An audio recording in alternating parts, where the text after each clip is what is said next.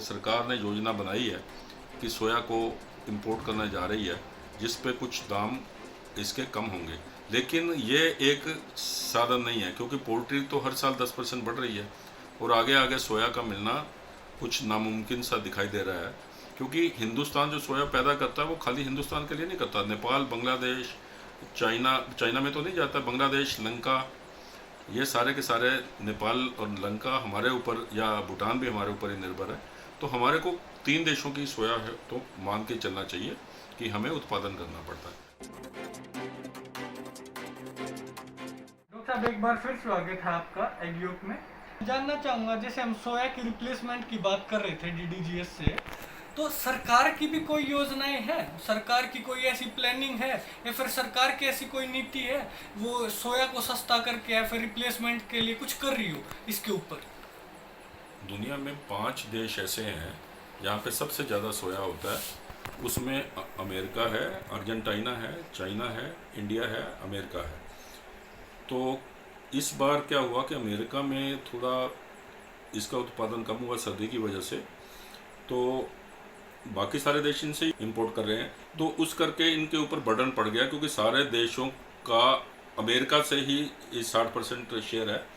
तो हिंदुस्तान पे भी ज़्यादा सोया एक्सपोर्ट हो रहा है, इसी करके इसके जो है रेट कुछ आपके बहुत बड़े हुए हैं।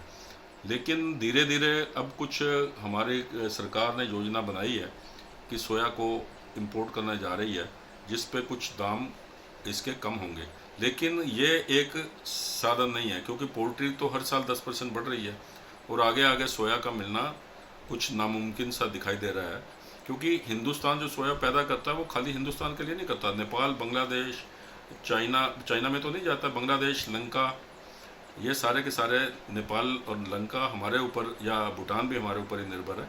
तो हमारे को 3 देशों की सोया है तो मान के चलना चाहिए कि हमें उत्पादन करना पड़ता है। लेकिन सरकार एक बहुत बड़ी योजना भविष्य में बना रही है। वो क्या कर रहे हैं कि वो हिंदुस्तान में इथानॉल के प्लांट लगा रही है। अभी तक 415 इथानॉल के प्लांट सरकार ने मंजूर कर दिए हैं। वो अधिकतर वो प्लांट यूपी और बिहार में लगेंगे और 250 से लेकर 250 तो इन 2 स्टेट्स में ही अप्रूव हो गए हैं। बाकी हर स्टेट में, क्योंकि चावल की खेती वहाँ पे बहुत ज़्यादा है, तो इस करके सरकार ने, योगी सरकार इसमें सुना है कि काफ़ी मदद कर रही है और काफ़ी वो सोच रहे हैं कि भाई इथानॉल प्रोडक्शन से आपका बिहार का मक्के इस्तेमाल हो जाएगा और साथ में चावल की भी पैदावार काफ़ी है। इसी प्रकार से मक्का और ये जो आपका मक्का राजस्थान का भी हो जाएगा और यूपी में ये सोच रहे हैं, तो दोनों ही फसलें हैं, बाजरा की भी है, चावल की भी है, मक्का की भी है। तो इस करके सबसे ज़्यादा इथानॉल की जो सरकार की मंजूरी दी गई है वहाँ के फैक्ट्री वालों को या वहाँ के जो एंटरप्राइजिंग लोग हैं, तो उन लोगों को दिया। तो वहाँ के 415 इथानॉल के प्लांट मंजूर हो चुके हैं दुनिया अपने हिंदुस्तान में। तो उसका एक बहुत बड़ा फर्क पड़ेगा कि गेहूँ का भी बनेगा इथानॉल, मक्के का भी बनेगा। तो इस करके एक तो फार्मर्स को इसका बहुत ज़्यादा फायदा होने वाला है।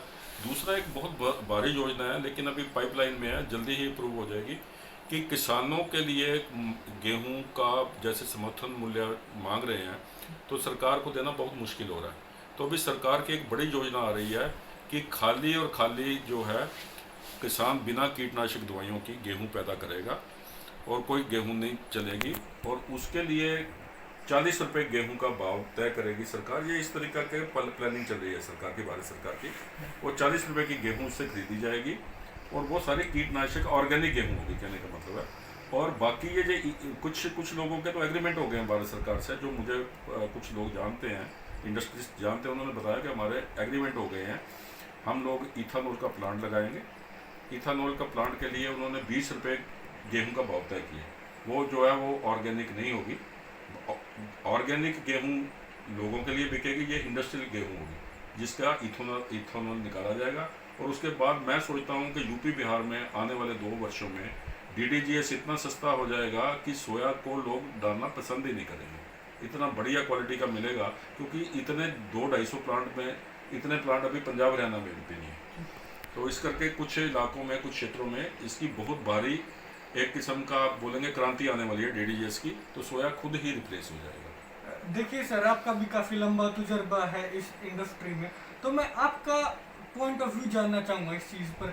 आप इस योजना को, इस नीति को कैसे देखते हैं? आपका क्या पॉइंट ऑफ व्यू है? मेरा कहने का मतलब ये है कि हर साल 10% मुर्गी या 15% ब्रॉयलर जैसे बढ़ जाते हैं हिंदुस्तान में, तो आने वाले सोया की प्रोडक्शन उसके पैरेलल नहीं चल रही है। तो आपको कोई ना कोई दूसरा सोर्स देखना पड़ेगा, और दूसरा सोर्स भी DDGS भी आजकल जो 16-17 रुपये किलो था आज से 2-3 साल पहले, अभी 45 रुपये हो रहा है। तो DDGS भी अब काफ़ी ऊपर रेट पे चलता जाएगा, और जो फार्मिंग है वो इकोनॉमिकल नहीं रहने वाली है जिस तरह के रेट हैं अंडे के या ब्रॉयलर के। तो एक आपको दूसरा सोर्स प्रोटीन का आना जरूरी है। तो जब ऐसी इथेनॉल की प्रोडक्शन होगी, इसमें हमारे एग्रीकल्चर किसान भी खुश हैं, ऑर्गेनिक गेहूं पैदा करेंगे, आदमियों को बीमारियां भी कम होंगी, कैंसर वैंसर कम होंगे, हमारा किसान भी खुश रहेगा, और मुर्गी का किसान भी, पोल्ट्री मुर्गी पालक भी खुश रहेंगे, क्योंकि उसको एक सस्ती फीड मिल रही है। और जो गेहूं लगा रहा है उसके सरप्लस गेहूं के पास, सरकार के पास गोदाम नहीं है इतने गेहूं स्टॉक करने के लिए, उनको MSP का दिक्कत आ रही है। तो मेरे हिसाब से दोनों वर्ग खुश रहेंगे, वो मुर्गी पालक भी और हमारा किसान भी, खेती वाला भी। और एक प्रश्न हो रहा है सर मेरा, कि आप इसको सर, सोया का क्या भविष्य देखते हैं भारत में? क्या भविष्य होने वाला है? सोया का तो मैं सोच रहा हूँ, सोया का प्रोडक्शन तो कुछ कम रेट आ जाएगा अपने आप ही, जब इसका सोया का आपका वो नहीं होगा, क्या बोलते हैं, डिमांड कम होगा। डिमांड सप्लाई का सारी गेम होती है, तो डिमांड कम होगी तो लोग DDGS डालेंगे, तो ऑटोमेटिकली थोड़ा बहुत जो एक्सपोर्ट होना है तो वो एक्सपोर्ट होगा। तो इसका सोया का तो भविष्य यही लगता है कि सोया के भाव थोड़े कम आ जाएंगे। वैसे तो वो भी कम आ जाएंगे 2-3 महीने में, क्योंकि लोग ब्रॉयलर काफ़ी मर गए हैं, पेरेंट भी मर गए हैं, करीब 30 लाख के करीब तो मुर्गी मरी होगी। हिंदुस्तान में तो खैर 30 लाख से भी ज़्यादा है, मैं तो उत्तरी भारत की बात करता हूँ। तो पेरेंट स्टॉक का भी कम से कम 60 लाख के पास के करीब ख़त्म हो चुका है। और आगे अगर उनके चिक्स सोचा जाए कितने चिक्स आगे डालने थे, ब्रॉयलर वालों ने करीब 50 करोड़ चिक्स और डालने थे, जो मर गए उनके 50 करोड़ चिक्स और आने थे। तो वो चिक्स नहीं डलेगा तो ऑटोमेटिक डिमांड कम हो जाएगी, जब वो फीड नहीं खा रहे हैं, कम हो गए ब्रॉयलर की प्लेसमेंट। और अभी देखा जाए तो आज भी हिंदुस्तान में 30% ब्रॉयलर की प्लेसमेंट कम है, जो ज़्यादातर सोया है हमारे ब्रॉयलर ही खाते हैं, मुर्गी में तो आज भी नहीं ज़्यादा चलता। तो ये बहुत बड़ा खुलासा एक तरीके का डॉक्टर साहब ने किया है। मुझे लगता है बहुत सारे फार्मर्स को और बहुत सारे हमारे दर्शकों को इस तरह की नॉलेज ना हो कि क्या भविष्य में सोया की रिप्लेसमेंट के लेकर सरकार की योजनाएं हैं। तो बहुत बहुत धन्यवाद सर आपका इस जानकारी के लिए। Thank you.